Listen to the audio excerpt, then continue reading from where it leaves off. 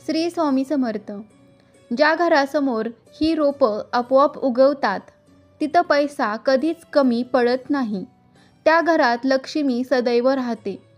अशी कोणती झाडे आहेत जी झाडे आपल्या घरासमोर आपोआप उगवून आल्यानंतर त्या घरात लक्ष्मीचा वास सदैव राहतो आणि घरात सकारात्मक वातावरण निर्माण होते.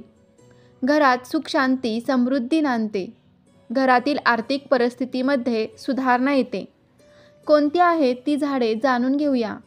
पण त्या अगोदर तुम्ही चॅनेलवर जर नवीन असाल तर चॅनेलला सबस्क्राईब करा आणि कमेंटमध्ये श्री स्वामी समर्थ लिहायला विसरू नका. मित्रांनो, अशी काही झाडे आहेत की जे आपल्या आयुष्यावरती चांगला सकारात्मक प्रभाव टाकतात आणि तुमच्या घराच्या आसपास जर ही झाडे आपोआप उगवून आली असतील तर तुमच्या घराची बरकत नक्कीच होणार आणि माता लक्ष्मी तुमच्यावर सदैव प्रसन्न राहणार. चला तर मग बघूया कोणती आहेत ती झाडे. मित्रांनो, झाडांना वास्तुशास्त्रात फार महत्त्व आहे. अंगणात झाडे लावल्याने घरातील वातावरण तर शुद्ध होतंच, पण त्याचबरोबर त्या झाडांकडे पाहून आपलं मनसुद्धा प्रसन्न होतं. झाडच आपल्या जीवनावरती खूप मोठा प्रभाव टाकत असतात. काही झाडे ही आपल्या आयुष्यावर शुभ प्रभाव टाकतात, अर्थात सकारात्मक प्रभाव टाकतात, तर काही झाडांचा आपल्या आयुष्यावरती नकारात्मक प्रभावसुद्धा पडतो. पण आपण त्यातील सकारात्मक प्रभाव टाकणाऱ्या झाडांबद्दल पाहूया. त्यामध्ये सगळ्यात पहिलं नाव येतं ते म्हणजे तुळशीचं. तुळस ही आपल्या हिंदू धर्मात खूपच पवित्र मानली गेली आहे. प्रत्येकाच्या दारामध्ये तुळस ही असतेच. तुळशीला आध्यात्मिक आणि औषधी अशा दोन्ही दृष्ट्या महत्त्व आहे. आयुर्वेदातही तुळशीला स्थान आहे. तुळशीला माता लक्ष्मीचं प्रतीक मानलं जातं. श्रीहरी विष्णूंना तुळशीचं पान खूप प्रिय आहे, हे आपणा सर्वांनाच माहिती आहे. म्हणूनच तुळस जर तुमच्या दारात आपोआप उगवून आली असेल तर तुमच्या घरामध्ये धनसंपत्ती आणि आरोग्याची कमतरता कधीही जाणवणार नाही. तुळशीच तुमच्या घरामध्ये सकारात्मक वातावरण घेऊन येईल. त्याचबरोबर आपल्या दारात जर तुळस आपोआप उगवून आली असेल तर समजून जावं की लवकरच तुमचे चांगले दिवस सुरू होणार आहेत. भगवान श्रीहरी विष्णूंना तुळस खूपच प्रिय आहे. तुळशीशिवाय भगवान श्रीहरी विष्णू कोणताच नैवेद्य स्वीकारत नाहीत.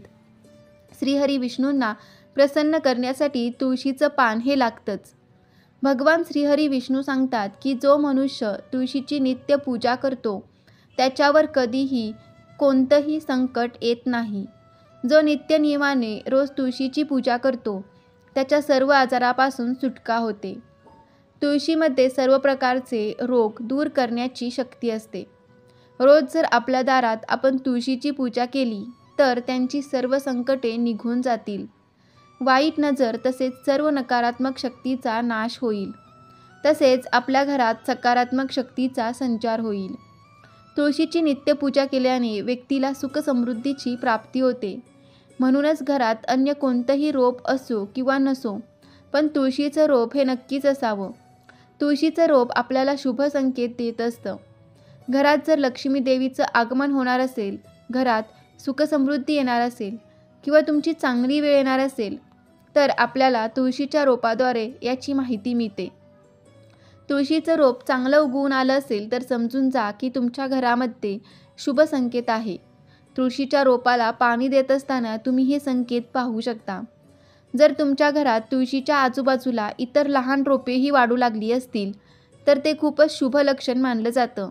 अर्थात तुमची कमाई वाढणार आहे आणि तुमच्यासाठी उत्पन्नाचे अनेक स्तोत्र तयार होणार आहेत. ही नवनिर्मिती तुमची आगामी प्रगती दर्शवते. ही छोटी रोपे तुळशीची असतील तर अजून चांगलंच. याचा अर्थ लवकरच तुम्हाला अनपेक्षित धनलाभ होण्याची शक्यता असते. काही वेळा तुम्ही पाहिलं असेल की तुळशीचं रोप अचानक सुकतं. तुळशीची कितीही काळजी घेतली तरीही तुळशीचं रोप हे सुकतच जातं. तर हे संकेत आहेत की आपल्या घरात कोणत्याही नकारात्मक शक्तीचा वास आहे किंवा आपल्या घरावरती काहीतरी संकट चालू आहे. तुळशीचं रोप सुकलं की याचा अर्थ असा आहे की कोणत्याही कारणाने तुमचं जास्त खर्च होणार आहे. म्हणजेच तुळशीचं रोप सुकू देऊ नका, त्याची काळजी घ्या. जर तुळशीचं रोप हिरवं झालं, त्याला बहर आली, तर जाणून घ्या की तुमच्या वास्तूवर लक्ष्मी मातेची कृपा आहे. अशावेळी तुम्ही तुळशीची अधिक योग्यपणे मशागत केली पाहिजे. तुळशीला पाणी घालून, तुळशीला नमस्कार करून आपला घर संसार सुखी राहावा यासाठी प्रार्थना केली पाहिजे. त्यामुळे आपल्या वास्तूची भरभराट होईल आणि तुमचं घर सुखसमृद्धीमध्ये राहील. तुळशीची हिरवी पाने आपोआपच गळून पडत असतील तर तुमच्या घरात क्लेश, वादविवाद आणि वाटणीसारख्या समस्या येऊ शकतात. घरातील आपापसातील संबंध, पारिवारिक संबंध खराब होऊ शकतात. असं होत असल्यास त्या वादापासून, या क्लेशापासून तुम्हाला वाचायचं असेल तर रोज संध्याकाळी तुळशीजवळ तुपाचा दिवा नक्की लावा. तुळशीच्या शेजारी जर छोटे छोटे दुसरे रोप येत असतील तर याचा अर्थ असाही होतो की तुमच्या घरात खूप आनंद येणार आहे, तुमचा व्यापार वाढणार आहे, तुम्हाला धनलाभही होऊ शकतो. तसेच तुळशीच्या रोपावर छोटंसं फुलपाखरू येऊन बसलं असेल तर याचा अर्थ असा होतो की तुम्हाला लवकरच धनलाभ होणार आहे किंवा तुमची कोणती तरी मोठी इच्छा नक्कीच पूर्ण होणार आहे. त्या घरात आनंद, ऐश्वर्य दिसून येतो. जर तुळस वाळलेली दिसते, त्या घरामध्ये आर्थिक तंगी आणि मतभेद होऊ शकतात. घरावर अनेक प्रकारची संकटही येत राहतात. त्यामुळे पूर्वीची लोक ही अंगणातल्या तुळशीवरून घरातलं वातावरण कसं असेल याचा अंदाज बांधायची. पुढचं रोप आहे बेलाचं झाड. ज्यांच्या दारामध्ये बेलाचं झाड असतं ती व्यक्तीसुद्धा खूपच सुखी आणि समाधानी जीवन जगतात. बेलाचं झाड हे खूप शुभ संकेत देत असतं. ज्या दारामध्ये बेलाचं झाड असतं त्यात घरामध्ये सुख समृद्धी कायम राहते. हेच बेलाचं झाड जर तुमच्या दारात आपोआप उगवलं तर मग तुम्हाला शुभ संकेत मिळणारच. कारण महादेवांच्या कृपेमुळे आपल्या घरात कोणत्याही प्रकारची वाईट शक्ती प्रवेश करू शकत नाही. त्याचबरोबर बेलाचं झाड हे राहू केतूच्या दुःख प्रभावापासून सुद्धा तुमचं संरक्षण करतात. पुढील झाड आहे मंदार वृक्ष म्हणजेच रुईचं झाड. रुईचं वृक्ष हे आपल्यासाठी शुभ संकेत देत असतं. रुईच्या वृक्षाची फुलं ही महादेवांना, गणपती बाप्पांना तसेच हनुमंतालाही प्रिय असतात. या वृक्षाच्या आपल्या जीवनामध्ये होणाऱ्या कष्ट किंवा बाधांचे निवारण करण्याची शक्ती असते. ज्यांच्या घराबाहेर हे वृक्ष अर्थात रुईचं झाड आलं असेल किंवा आपोआपच उगवलं असेल तर ही अत्यंत शुभ गोष्ट आहे. त्यांना कशाचीही कमतरता कधीही भासणार नाही. ज्या व्यक्तींच्या कुंडलीत एखादा दोष असेल तर त्या दोषाचे निवारण करण्यासाठी देखील तुमच्या आयुष्यात रुईचे रोप तुम्हाला उपयोगी होईल. कारण जर वारंवार दृष्ट लागत असेल तर अशा व्यक्तींनी रुईच्या पानांची माळ करून गळ्यात घातली जाते. त्यामुळे संपूर्ण दोष नाहीसे देखील होतात. त्यामुळे रुईचं वृक्ष हे जीवनात खूप चांगला प्रभाव पाडत असतं. पुढचं झाड आहे लिंबूचं झाड. जर आपल्या आसपास पसरलेल्या सर्व नकारात्मक ऊर्जा आणि वायुशक्तींना दूर करायचं असेल तर लिंबाचं झाड खूप उपयुक्त असतं. जर घरात लिंबाचं झाड असेल तर आपल्या घरावर कोणाचीही वाईट दृष्टी पडत नाही. तसेच आपल्या घरातील वातावरण देखील शुद्ध आणि पवित्र राहतं. त्यानंतर पुढील झाड ते म्हणजे केळीचं झाड.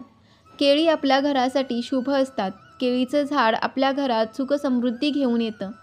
तसेच केळीच्या झाडामध्ये श्रीहरी विष्णूंचं वास्तव्य असतं आणि म्हणून ज्यांच्या घराच्या आसपास केळीचं झाड असतं त्यांच्या घरामध्ये माता लक्ष्मीचं वास्तव्य असतंच. तसेच त्या घरात सुखसमृद्धी कायम राहते. पुढचं झाड म्हणजे नारळाचं झाड. कोणत्याही शुभकार्यात नारळाचा वापर आवर्जून केला जातो. नारळाला खूपच शुभ आणि पवित्र मानलं जातं. ज्या घराच्या अंगणात किंवा आसपास नारळाचं झाड असतं अशा घरामध्ये सुखसमृद्धी आणि वैभव कायम राहतो. तसेच त्या घरातील व्यक्तींना समाजामध्ये मान सन्मानही मिळतो. पुढील रोप म्हणजे आवळा. आवळा हा बहुगुणी आणि पोषक तत्वांनी युक्त आहे. आवळ्याच्या झाडाच्या आसपास नेहमी सकारात्मक ऊर्जा आणि शुद्ध ऊर्जा पसरलेली राहते आणि घरातील वातावरण हे नेहमी सकारात्मक राहतं. त्यानंतर पुढचं रोप म्हणजे हळदीचं रोप. घरात हळदीचं रोप लावणं शुभ मानलं जातं. हळद पूजेच्या साहित्यातील एक आवश्यक वस्तू आहे. तशी ती वास्तुशास्त्राच्या दृष्टीनेही अत्यंत महत्त्वाची आहे.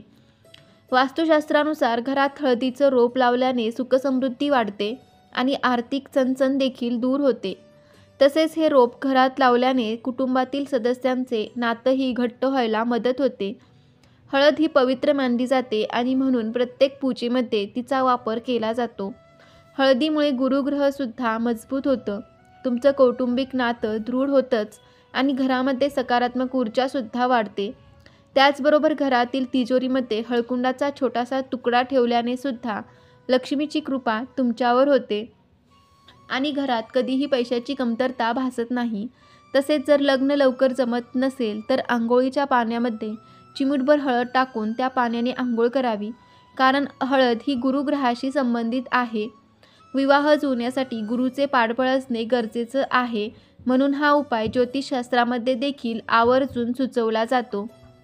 हळद ही नकारात्मक शक्तींना सुद्धा दूर ठेवते. घराच्या मुख्य द्वारावर हळदीचं पाणी शिंपडल्यास नकारात्मक शक्ती घरात प्रवेश करत नाही आणि कुटुंबावर येणारी सर्व संकटे टाळली जातात. तसेच यामुळे वास्तुदोष देखील दूर होतात. तसेच गुरुवारच्या दिवशी आपल्या मुख्य उंबरठ्यावर हळदीचे लेपन केल्यास आपल्या घरामध्ये सकारात्मक ऊर्जा येते आणि सुखसमृद्धीसुद्धा येते. त्यामुळे अशा प्रकारे हळदीचं रोप आपल्या दारात असणं अत्यंत शुभ असतं. तर ही अशी काही झाडं आहेत ती आपल्या दारात आपोआप उगवून आल्यावर आपल्या घरात सुखसमृद्धी आणि लक्ष्मीचा वास कायम राहण्याचे शुभ संकेत आपल्याला मिळतात. त्यामुळे तुमच्या दारात जर ही झाडे आपोआप उगवून आली असेल तर त्यांना तोडू नका. ही झाडे खूपच शुभ असा संकेत घेऊन आलेली असतात. तर तुम्हाला ही माहिती कशी वाटली कमेंटमध्ये नक्की सांगा. व्हिडिओ आवडला असेल व्हिडिओला लाईक करायला विसरू नका. श्री स्वामी समर्थ. जय जय स्वामी समर्थ. श्री गुरुदेव दत्त.